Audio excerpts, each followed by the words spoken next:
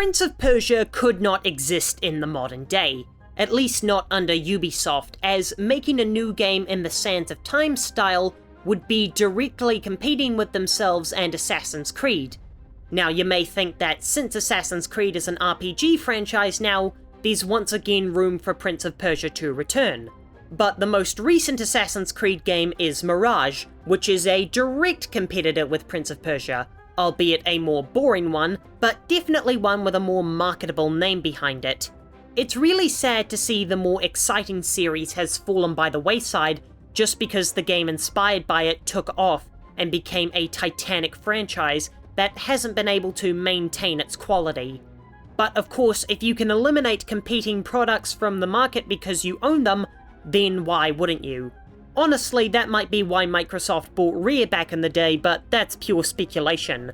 Although it's definitely why Nintendo won't make another F-Zero, because why would they compete with Mario Kart?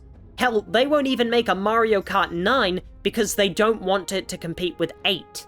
Nostalgia is a powerful thing in this medium, which is why revivals are such a celebrated thing.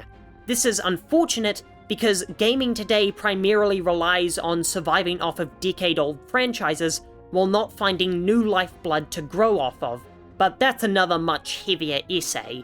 But many games like Prince of Persia and F-Zero are in unfortunate positions, because even though these franchises were dormant for many years, another franchise by the same publisher came in and filled their shoes, rendering them useless relics of the past. When a franchise changes from what it once was, it leaves a gap for someone else to fill, and this is what Saints Row did when Grand Theft Auto started to take itself more seriously.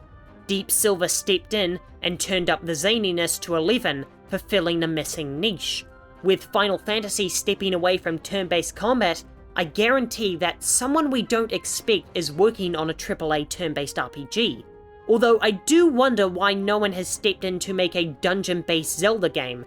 That niche is begging to be filled. So what can these franchises do if there's no place for them anymore? Well, they too have to change with the times, just like The Lost Crown has done.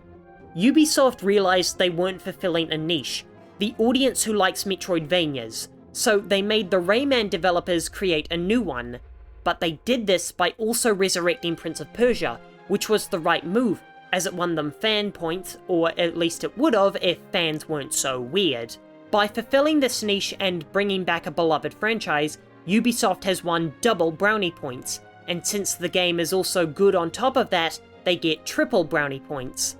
Honestly, this has been Nintendo's entire strategy. Since they're the least popular platform for third-party games, Nintendo has to fill every niche themselves with their first party, and they turn out genre-defining titles on the regular, which is what makes them the best publisher in the industry, because no matter who you are, there's a Nintendo game for you to enjoy.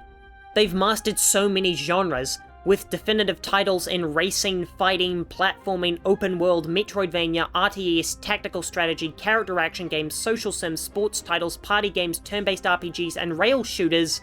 No one else compares to them. Sony, on the other hand, is criticized for only making third-person action games with a focus on storytelling. Their genre diversity is extremely weak, and they can only sustain themselves for so long in these types of games, but that's probably why they're turning to the dark side with the live service trash. Ubisoft is in a similar position to Sony, being known for their infamously bland and by-the-numbers open-world games, and their awful live service titles, all of which get abandoned by their player base reasonably quickly. So by taking a lesson from Nintendo, Ubisoft has diversified its portfolio, while also putting a bankable IP's name on a fresh new game in a genre they've never attempted before.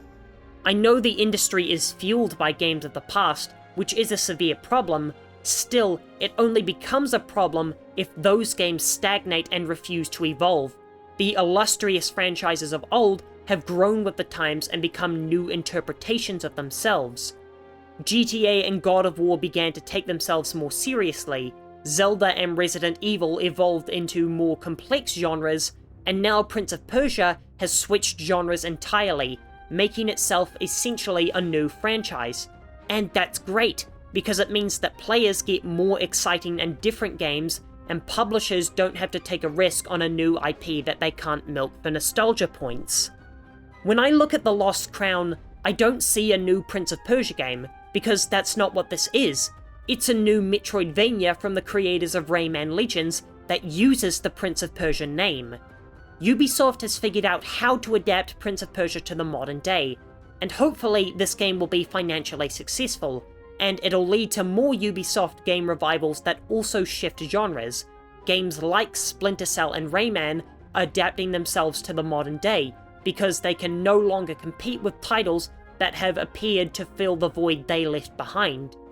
Ubisoft isn't the most outstanding company in the world, but they're no Activision Blizzard when it comes to pure evil, and this shows that they're willing to take chances on the established franchises, and once the rage from the awful Skull and Bones dies down, I'm looking forward to a Ubisoft that can be more experimental with their products.